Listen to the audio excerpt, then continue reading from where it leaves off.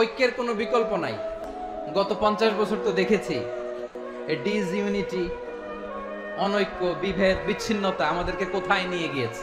আমাদের বর্তমান নেতা ডক্টর ইউনূস, উনি সব রাজনৈতিক নেতৃবৃন্দদেরকে ডেকেছেন একটা ইস্যুকে কেন্দ্র করে। তার মানে গোটা বাংলাদেশ এক হয়ে গিয়েছে। আমরা সবাই উদ্বেলিত হয়েছে, উচ্ছ্বসিত হয়েছে, ঠিক কিনা বলেন? রাজনৈতিক নেতাদেরকে ডেকেছেন উনি, আমরা এক হয়েছে। এরপরে ধর্মীয় অঙ্গনের যে লিডাররা, বিভিন্ন ধর্মের, শুধু মুসলিম না, সবাইকে ডেকেছেন, আমরা ঐক্যবদ্ধ হয়েছে। এটাকে বলে ন্যাশনাল ইউনিটি, জাতীয় ঐক্য। যে কোনো ধরনের কনস্পাইরেসি, ষড়যন্ত্র, আধিপত্যবাদ মোকাবেলায় জাতীয় ঐক্যের চেয়ে মোক্ষম হাতিয়ার আর নাই।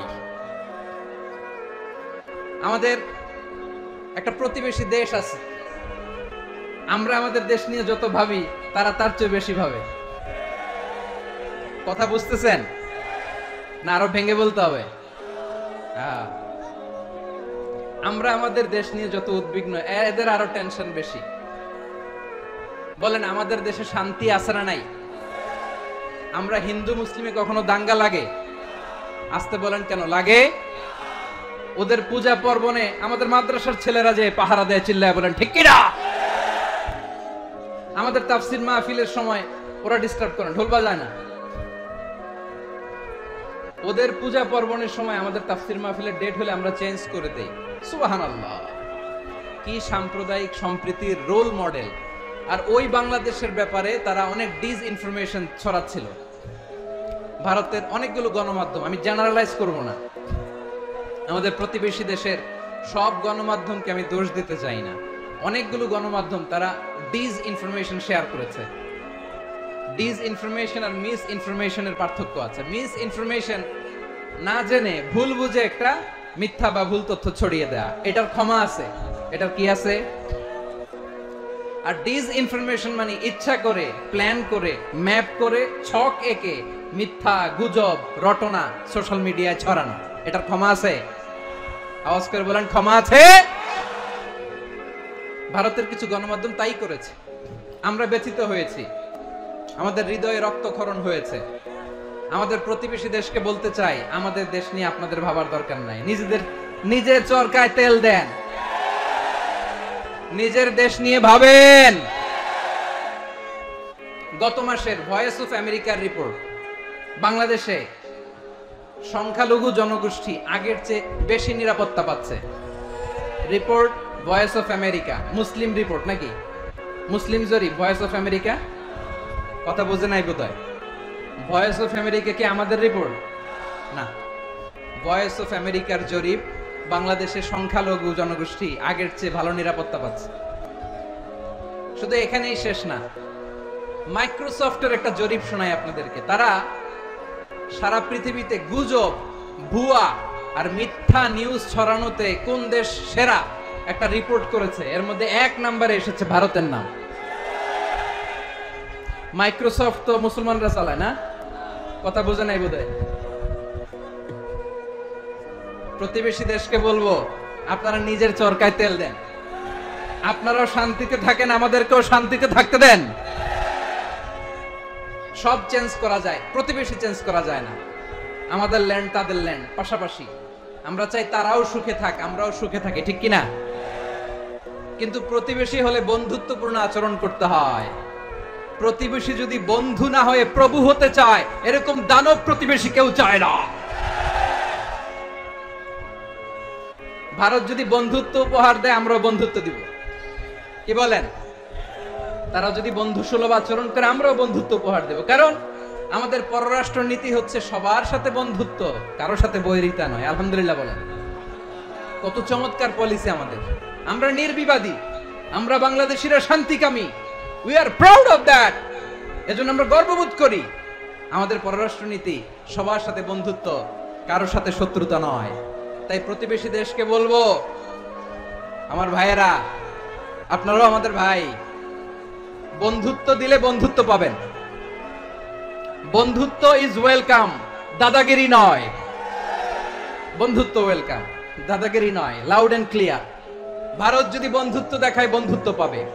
কিন্তু ভারত যদি বাংলাদেশে আধিপত্যবাদ বিস্তার করতে চায়, বাংলাদেশের 18 কোটি জনগণ সেটা রুখে দেবে। ভারত যদি গৌর গোবিন্দের ভূমিকায় নামতে চায়, দেশের 18 কোটি মুসলমান শাহজালালের ভূমিকায় নামবে।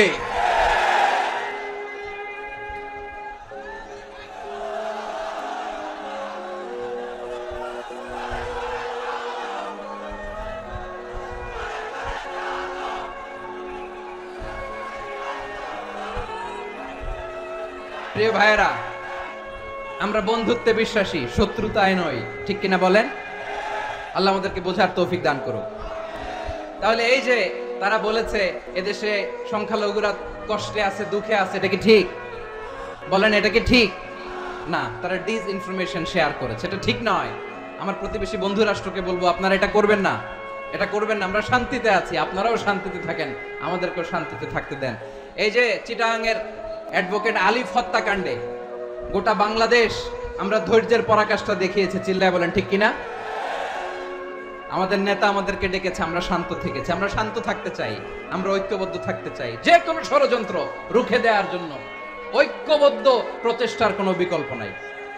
তাই আজকের আলোচনার ছোট্ট একটা টপিক আমি শিরোনাম ঠিক করেছি, আমাদের জীবনে, সমাজ জীবনে, ধর্মীয় জীবনে, রাষ্ট্রীয় জীবনে ঐক্যবদ্ধ থাকার গুরুত্ব।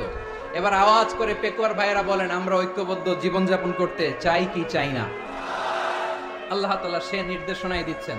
আল্লাহ তাআলা ইরশাদ করছেন, ওয়া'তাসিমু বিহাবলিল্লাহি জামিআন ওয়া লা তাফাররাকু ওয়াযকুরু নি'মাতাল্লাহি আলাইকুম إذ كنتم أعداء فألف بين قلوبكم فأصبحتم بنعمته إخوانا وكنتم على شفا حفرة من النار فأنقذكم منها كذلك يبين الله لكم آياته لعلكم تهتدون। আল্লাহু আকবার পড়েন।